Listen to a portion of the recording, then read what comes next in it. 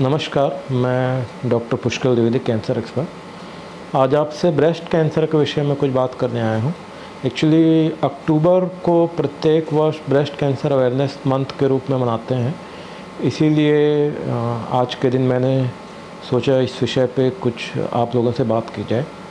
तो जैसा कि आप समझ सकते हैं कि यदि पूरे मंथ को ब्रेस्ट कैंसर के अगेंस्ट अवेयरनेस क्रिएट करने के लिए डेडिकेट किया जा रहा है, मतलब निश्चित तौर पे ये कितनी बड़ी समस्या है। तो यदि मैं सिर्फ इंडिया की बात करूं तो अब आज की डेट में महिलाओं में होने वाला नंबर 1 कैंसर ब्रेस्ट कैंसर है। कुछ साल पहले तक नंबर 1 कैंसर सर्वाइकल कैंसर था, बच्चेदानी के मुंह का कैंसर। लेकिन अब आज की डेट में महिलाओं में होने वाला सबसे कॉमन कैंसर नंबर 1 जिसको आप बोल सकते हैं वो ब्रेस्ट कैंसर है। उसके बहुत से कारण हैं। कुछ तो हमारे जो बदलती लाइफस्टाइल है, जो वेस्टर्न लाइफस्टाइल हम अपना रहे हैं, वो एक बड़ा फैक्टर है।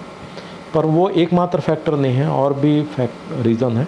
तो हम आज इस विषय पे डिटेल में बात करेंगे, कोशिश करेंगे कि उस ब्रेस्ट कैंसर के लक्षण, उसके कारण, उसको अर्ली स्टेज में पता कैसे कर सकते हैं, फिर उसका ट्रीटमेंट कैसे है और उसका बचाव, इन सारे विषयों पे हम संक्षेप में थोड़ा थोड़ा बात करने की कोशिश करेंगे। तो सबसे पहले हम इसके कारण पे बात करते हैं।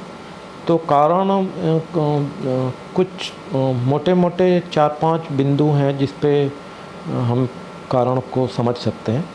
पहला तो जो वेस्टर्न लाइफस्टाइल मैंने बोला, वेस्टर्न लाइफस्टाइल मतलब लेट एज में मैरिज है, रिप्रोडक्टिव रीज़न बोलते हैं इसको, मतलब लेट एज में मैरिज होना, 30 साल या उससे अधिक उम्र में शादी होना, उसके बाद बच्चे को दूध न पिलाना, अर्ली मेनार्की, लेट मेनोपॉज, ये भी एक मतलब 12 साल से पहले पीरियड स्टार्ट होना, 55 साल या उससे अधिक उम्र तक पीरियड चलना, ये भी एक रिस्क फैक्टर बनता है।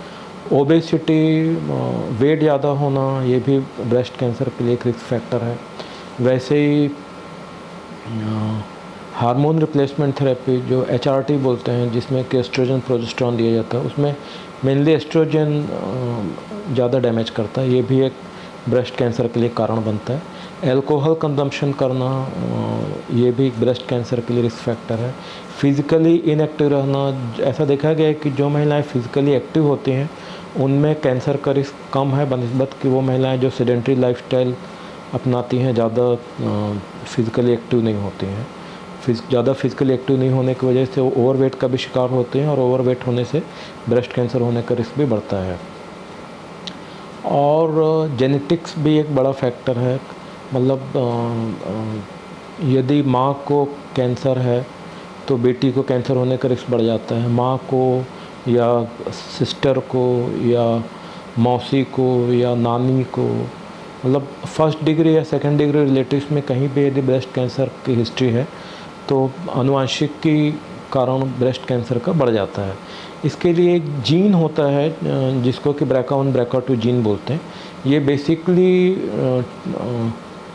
ट्यूमर सप्रेसर जीन है। ट्यूमर सप्रेसर जीन मतलब ऐसा जीन जो कि कैंसर होने से बचाता है। तो नॉर्मल इंडिविजुअल में, सामान्य व्यक्ति में ये जीन कैंसर होने से बचाता है, पर यदि ये जीन म्यूटेशन है मतलब उसमें यदि कोई खराबी आ गई है तो कैंसर होने का रिस्क बढ़ता है।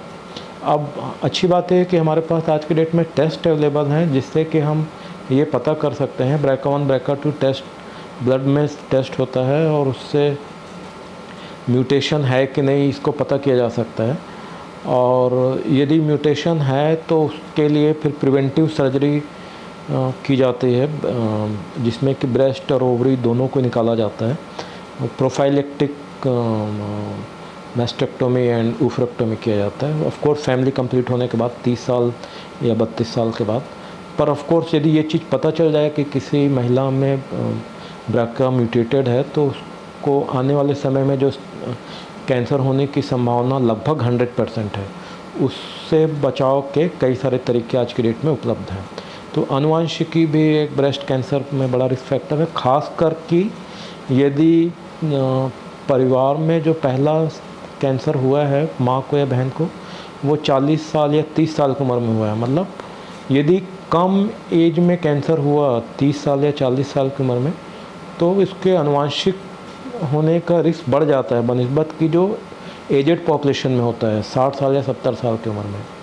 जितनी कम उम्र में कैंसर आया उतना अधिक आनुवंशिक प्रिडिस्पोजिशन, जेनेटिक प्रिडिस्पोजिशन ज़्यादा है। एजिंग भी अपने आप में बहुत बड़ा रिस्क फैक्टर है कैंसर के लिए। जैसे जैसे एज बढ़ती है कैंसर होने का रिस्क बढ़ जाता है। ये सिर्फ स्तन कैंसर पे ये बात अप्लाई नहीं होती, सारे कैंसर पे ये बात अप्लाई होती है, क्योंकि जो रिपेयर करने की कैपेसिटी होती है हमारे बॉडी की वो ऑफ कोर्स एजिंग के साथ कम होती है, और एजिंग जब रिपेयर करने की कैपेसिटी कम होती है तो इस तरीके के कैंसर होने का रिस्क बढ़ता है। तो ये तो कारण की बात हो गई। फिर लक्षण का जहाँ तक सवाल है, कोई भी स्तन में होने वाली गांठ उसको सीरियसली लेना चाहिए।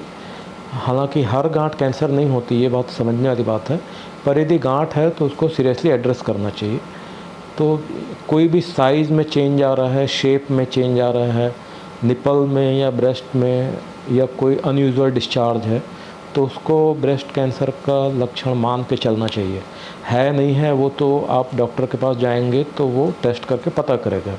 बेस्ड ऑन आपकी जो एज है, यूजुअली यंग एज की महिलाओं में 40 साल 45 साल तक की महिलाओं में, प्री मेनोपॉजल वुमेन्स में मैमोग्राफी या सोनोमेमोग्राफी प्रिफ़र नहीं की जाती।